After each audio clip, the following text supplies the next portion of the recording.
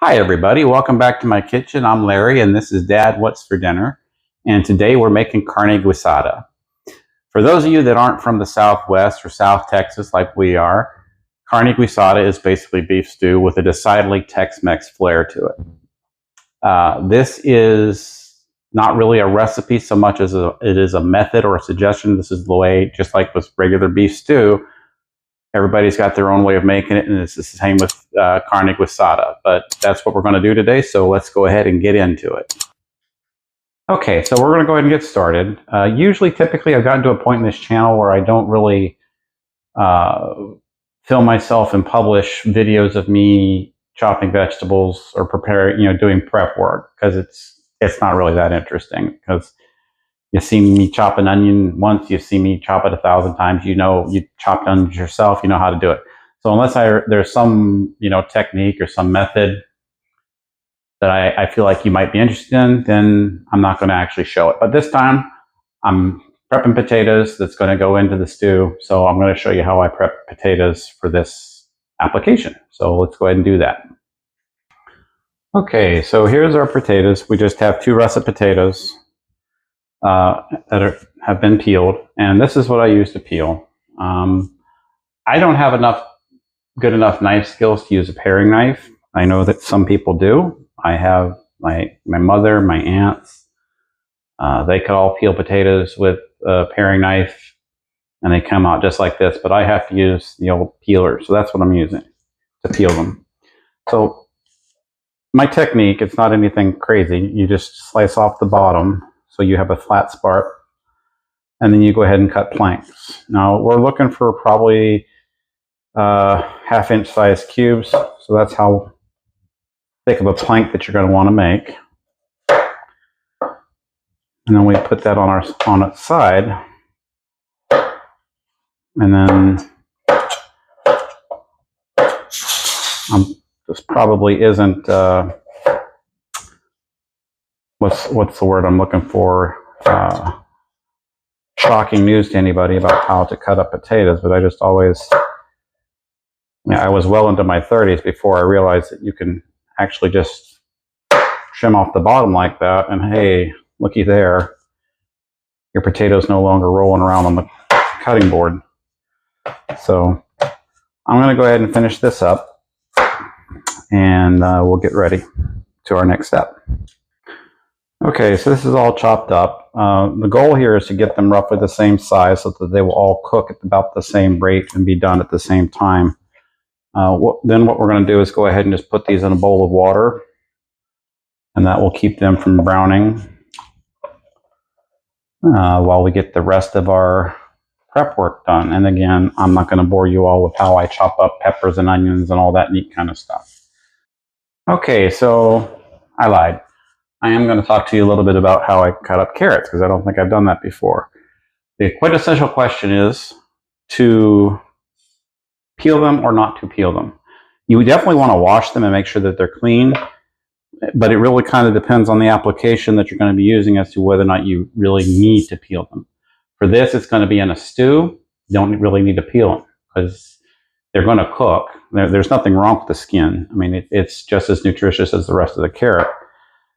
If I were going to do something, the presentation of the carrots was more important, then I would probably peel the carrots. But for what we're doing, I'm not going to bother. So I'm just going to go ahead and chop these up from application and continue on with my prep. Okay, so we're back, and we're going to go ahead and get started. I'm going to put this on medium-high. And then I'm going to start with about 2 tablespoons of a neutral oil. I think this is avocado. And we'll get that pan hot. Okay, so that oil's heated up. I'm going to start off, I have here 1 pound of stew meat. Probably turn that heat down just a little bit. And we are going to both cook and brown this meat. So those of you that watch the channel, you know that browning the meat means just that we're going to make sure that we get that caramelization on the meat. before we proceed to the next step, because again, that's flavor, and we want to get the most flavor we can into this stew.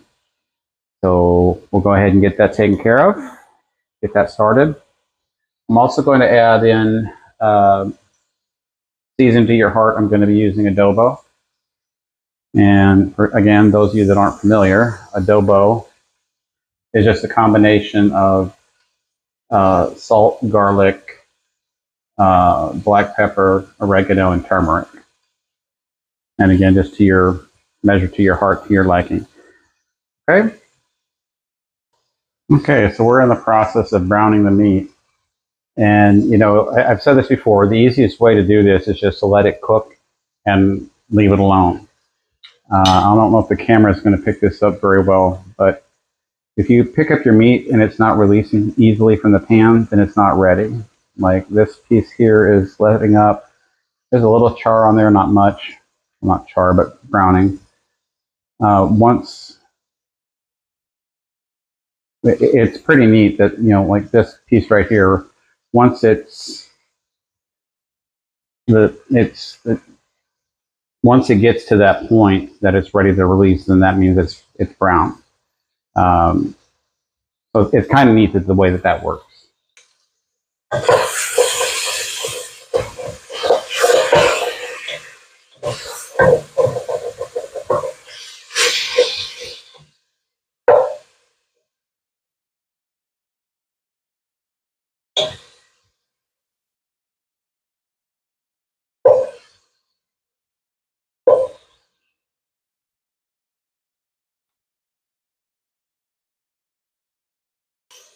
Okay, so it looks like this meat is pretty well browned off. So again, I'll bring this in as close as I can. You can see the nice charring that's on there, or the browning rather. Once we're to this point, we're going to go ahead and start throwing in some of our aromatics. I have 1 medium onion, 2 good-sized bell peppers, and 2 poblano peppers, all diced up. Again, this is a method, not a recipe, and you can use whatever pepper combination that you want. I personally have a higher spice tolerance, but my wife and daughter do not, so out of deference to them, we're going to use poblanos. And we're going to sweat these veggies down. Make sure we get all that fond from the meat. Let that cook for a little bit, and then we'll move on to the next step. Okay, so those vegetables are pretty well sweated. It's been about 3 or 4 minutes. I'm going to make a little bit of a hole here, and then I'm going to dump my garlic in there. This is, I think that was 4 cloves. And again, garlic, I think, is another spice that you measure with your heart, how much you like garlic. And we're just going to incorporate that. Let that cook for a minute.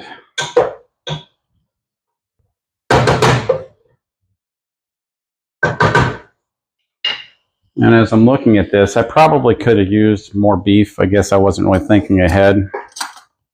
As it is, I've got 1 pound of stew meat in there. I probably could have gone with 2, but this will be fine. It'll still taste really awesome. Okay, so once we start to smell that garlic, I'm going to go ahead and add in my favorite kitchen staple, again, rotel, which is just onions and pepper, or not onions, but tomatoes and peppers.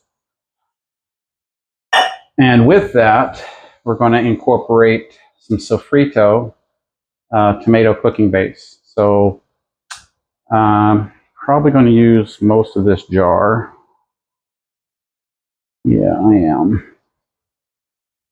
And hold on 1 second.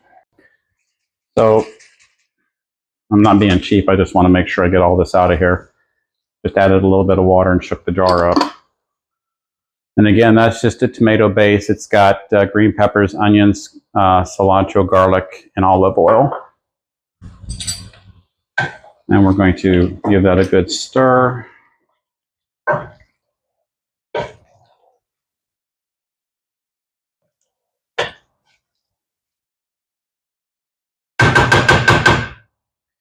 and let that go for a minute. Okay, so we're going to cook that till it comes back up to a simmer. And then I'm going to add some flour. This is probably a scant 1/4 cup. And this is going to be a thickener.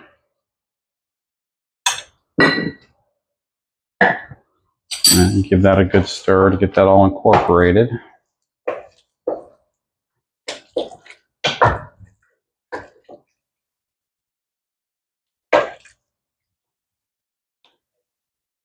And we will cook that for just a few minutes until, that doesn't smell and or taste like raw flour anymore.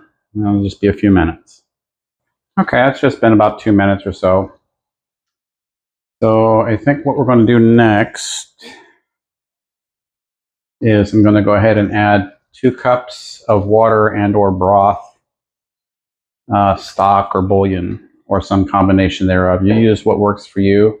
Today I'm using better than bouillon. I am using chicken broth because that's what I actually have in my pantry and it needs to be used. So you could use this, you could use boxed, you could use make your own. You could even use bouillon cubes. It's really up to you what you want to do and what works in your kitchen. We're going to go ahead and stir that in. And then we're going to add in our carrots. This was 3, well, you saw them, medium-sized carrots just diced up. And again, they're not peeled. They're washed, but they're not peeled. Okay. And then on top of that, we're going to add in our potatoes.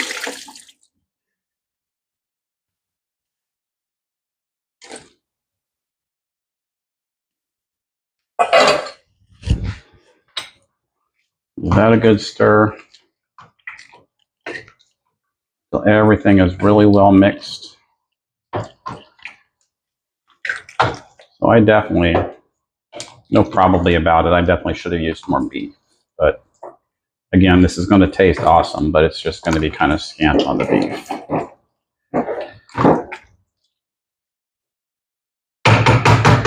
All right. A couple more additions here. We're going to use some ground cumin because, what's Tex-Mex cuisine without cumin? Cumin, cumino, however you want to say it. We're also going to add in saison con culantro y achiote. Forgive me if I'm butchering the pronunciation there. We're going to put that on there.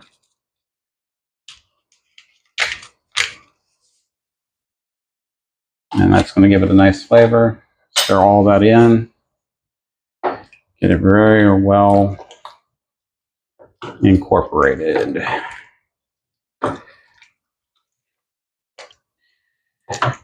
And we're going to top it off with a couple of bay leaves. We're going to put the lid on it, let it simmer for a little bit, and then we will come back to it.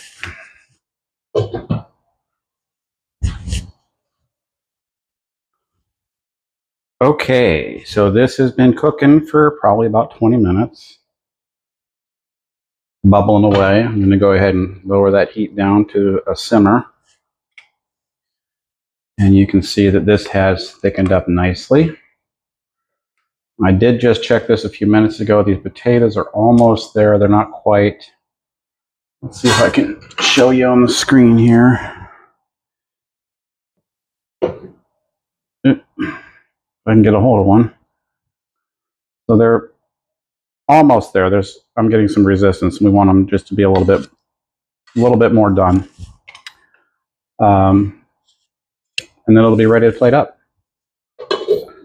Since this is already as thick as I wanted, I'm going to go ahead and put the lid back on. I don't need to worry about reducing it or anything like that. Okay, here we are all ready and plated up for dinner. There's our sourdough tortillas all ready. Carne Guisada, Tex-Mex beef stew, Mexican beef stew, whatever you want to call it. I'm calling it dinner. So if you like this video, like, share, and subscribe.